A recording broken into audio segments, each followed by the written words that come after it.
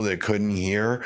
And rather than, you know, be dealing with a bunch of people that couldn't hear, I went ahead and restarted the stage so that way everybody could hear. I'm really sorry about that. Yeah, it really depends on the AI, like I said. The other thing is that, you know, there is some training and you gotta work with it. You know, it is a process, you know. I mean, look at my tool, you know, some of the menus aren't working and moved other stuff around where I wouldn't even imagine it to be. And, you know, it just turned into one of those things that it became more difficult for me to decipher, you know, where what is and why it's not there, you know. So that kind of stuff makes it difficult, you know, and it's just one of those things you just have to keep at it, you know, keep asking it the question, have patience. It's not the smartest thing in the world, and it's always about how intuitive your question is and what you're telling it. How detailed are you being? I want it to do X, Y, and Z. If it does this, I want you to do this.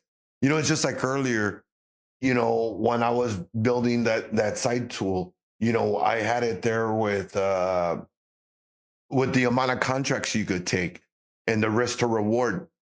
Well, the risk to reward wasn't matching account sizes. So, like on a 25K, if I had the risk reward at 1%, it basically had me at like $5,000 a loss. And it was like, well, that account is not nowhere near capable of maintaining that. So that should not even be recommended. You know, so there's logic that I want implemented in this. Okay, well, now, okay, for this type of account size, there needs to be some type of logic that puts a threshold and a limit that says, hey, as you trader, you can't do this because the account's going to do that. But someone that doesn't know, they're not going to understand it. And if they need help with a tool that's going to guide them on it, how do you implement that architecture and how many trial and errors until it comes out right? Because once you fix one error, there will be another error. Like then it was, okay, the contract size was adjusting correctly, but when I was sliding the risk wasn't working. It wasn't adjusting the risk size adequately. And I was still getting that incorrect proportion to account size. So there's still more logic that needed to be worked into it and more conversations with AI, you know. So, you know, there's also that. And also remember, you know, as you work with AI, it will begin to understand and learn and adapt to what you're curating. So it's really important that you work with it and you talk to it about those topics that are important to you because it itself needs to learn and taper its knowledge to what it needs to provide to you and work for you. Yes, you got to make sure that every entry needs to be closed at market. Yes, sir. It's like that.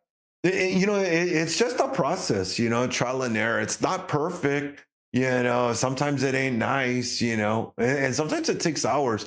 Like I've got some other trackers I built for some other things I do.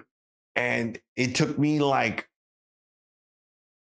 5 days, like 4 or 5 days of just like 6 to 8 hours of just working with the AI tool to do this and that. And okay, this is wrong. And I don't want this. Okay, well, this looks good. Okay, well, now we're not listening to this. Well, these results don't seem right.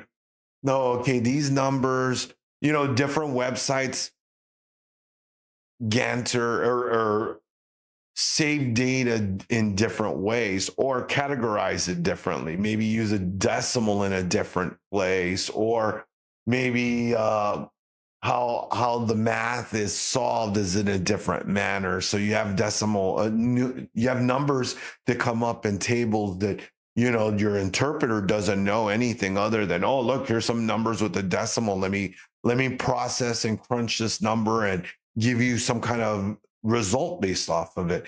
And that's really what ends up happening.